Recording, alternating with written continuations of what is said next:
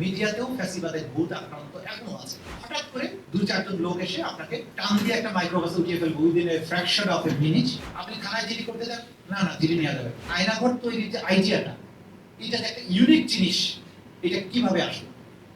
এটার master mind Ziaul Hasan এবং তারিক সিদ্দিকী, এর সাথে জেনারেল মুজিব ছিল যেটা ভারতে পালিয়ে আছে, আর এটার পূর্ণ অ্যাপ্রুভাল দিয়েছেন শেখ হাসিনা। যে কখনো হাসিনার বিরুদ্ধে, তার দেশ বিরোধী চক্রান্তের বিরুদ্ধে কেউ যেন কখনো মুখ তুলে দাঁড়াতে না পারে। তার অন্যতম হাতিয়ার ছিল যদি শেখ হাসিনার জন্য এবং তার অপকর্মের বিরুদ্ধে আপনি একটা থ্রেট পেয়ে দাঁড়ান, তাহলে একদিন হঠাৎ করে আপনি বাসার গেটের সামনে থাকুন, দোকানে থাকুন, অফিসে থাকুন, অথবা রাস্তা দিয়ে হেঁটে যান বাজারে, হঠাৎ করে দুই চারজন লোক এসে আপনাকে চোখটা ধরে টান দিয়ে একটা মাইক্রোবাসে উঠিয়ে ফেলবে within a fraction of a minute. জীবন অবাক না করলে কে করবে? 28% মিল্ক ফ্যাটের অবাক করার সাথে ফ্রেশ মিল্ক পাউডার। জীবন অবাক করুক প্রতিদিন। মাইক্রোবাসে তুলে আপনাকে চোখটা বেঁধে ফেললো, হাত পা বেঁধে ফেললো, মাথায় একটা কালো টুপি পরিয়ে দেয়, জম টুপি। এই জম টুপি পরানোর পর ওখান থেকে তার উপরে টর্চারটা শুরু হয়। পিটানো, ইলেকট্রোকিউট করা, মানে বৈদ্যুতিক শক দেওয়ার ব্যবস্থা ছিল গাড়িতে। এটার নাম থাকতো পলস মেশিন। ব্যাটারি চালিত বৈদ্যুতিক যন্ত্র ছিল।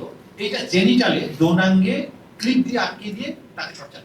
যদি জীবিত রাখার প্ল্যান থাকে তাহলে যেটা করতো, যেখান থেকে গ্রেফতার করুক, যেমন ধরেছে মালিবাগ থেকে, তাকে যাত্রাবাড়ি, তারপরে বিভিন্ন জায়গা ঘুরে টুরে, তারপরে কখনো মিরপুর, এদিক সেদিক ঘুরানোর পরে উত্তরা টিএফআই সেলে নিয়ে যাবে। আপনাকে এমন ভাবে ঘুরাবে যে আপনার কাছে মনে হবে বহু দূর নিয়ে গেছে আমাকে। তারপরে বন্দিশালায় নিয়ে গিয়ে তারপরে আটকানো। আচ্ছা, আটকানোর পরে আপনি থানায় গেছেন, কোথাও স্বীকার করছেন না, র্যাবের কাছে দেন, আমরা তো এরকম কাউকে ধরি নাই, এর কাছে যাবেন, তার কাছে যাবেন, ইলিয়াস আলীর কাছে যেটা, হ্যাঁ, বললো আমার মা বাবা হারিয়েছি, আমি তো বুঝি তোমার কষ্ট, বন্দি তার কাছেই আছে। মানে প্রথম রাতেই বন্দিকে মেরে ফেলা হয়েছে, ইলিয়াস আলীর কাছে যেটা করেছে। কিছুক্ষণ পরে যখন বুঝতে পারলো ওই এলাকায় সিসিটিভি ছিল, একদল সাদা পোশাক ধরে এসে সিসিটিভি সব ভেঙে ফুটেজ সহ নিয়ে চলে যায়।